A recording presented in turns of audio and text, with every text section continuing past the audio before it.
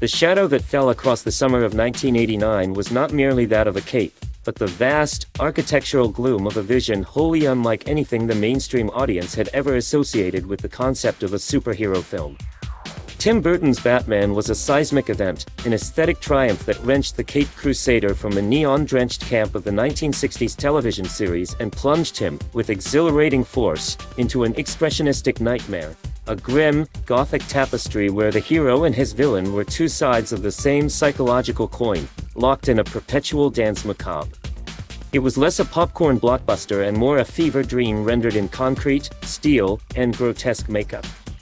The film's most immediate and enduring star was not Michael Keaton's quietly tormented Bruce Wayne, nor even his sleekly intimidating alter ego, but the very city they inhabited. Anton Furst's Oscar-winning production design for Gotham City is an absolute masterpiece, an oppressive, cancerously spiraling metropolis born from a collision between German expressionism, Art Deco megalomania, and a sewer-damp, perpetually nightmarish urban decay.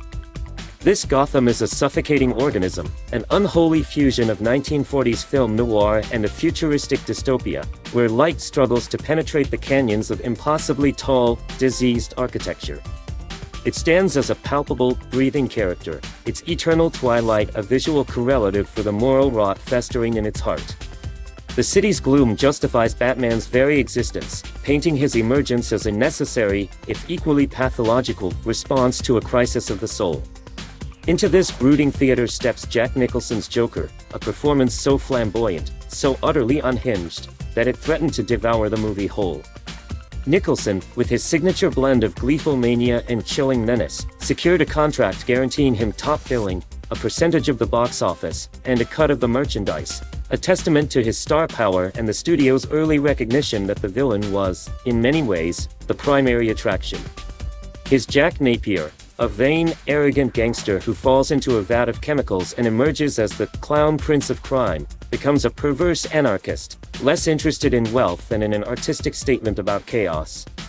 He is the dark side of freedom, a creature unbound by any societal law, reveling in the dark comedy of murder and the theatrical defacement of culture, culminating in the iconic museum scene where he obliterates fine art while Prince's infectious, utterly bizarre soundtrack blares. Michael Keaton, initially a controversial choice for the cowl, delivered a Bruce Wayne who was a revelation, an awkward, monosyllabic, deeply traumatized loner. His Wayne isn't the playboy sophisticate, but a man perpetually disconnected from the world, whose civilian identity is the flimsy mask, hiding the true, obsessive core that lives only for the dark ritual of his nightly patrol. He perfectly embodies the Duel of the Freaks theme that director Burton championed. Batman and the Joker are revealed to have a darkly intertwined origin, each, in a sense, creating the other, providing a psychological anchor that grounds the film's operatic scale in personal tragedy. This Batman is not an effortless machine. He's bulky, stiff, and his movements are dictated by a latex suit that prevents him from turning his head, a physical limitation that paradoxically emphasizes his commitment and the sheer, almost mechanical, intensity of his single-minded crusade. Danny Elfman's score is the final, essential element of this Gothic edifice. Triumphant, muscular, and shot through with a dark majesty, the main theme is instantly iconic, a swirling, soaring composition that perfectly captures the mood of heroic, operatic darkness. It lends gravitas and emotional weight to a screenplay that often foregrounds style over deep narrative complexity. For all its visual grandeur and the unforgettable star turns, the actual plot concerning Vicky Vale, the photojournalist love interest who becomes the civilian conduit for the audience, often struggles to keep pace with the film's extraordinary style. Vale, though beautiful, functions primarily as a narrative device, a witness whose astonishment at discovering Bruce Wayne's dual life is strangely muted by the sheer force of the film's mise-en-scene. Released in 1989, Batman was more than just a box office smash. It was a cultural phenomenon that fundamentally altered the perception of the superhero genre. It proved that comic book adaptations could be dark, stylish, and immensely profitable, effectively laying the groundwork for the modern, serious, and perpetually brooding superhero cinema that would dominate the next 3 decades.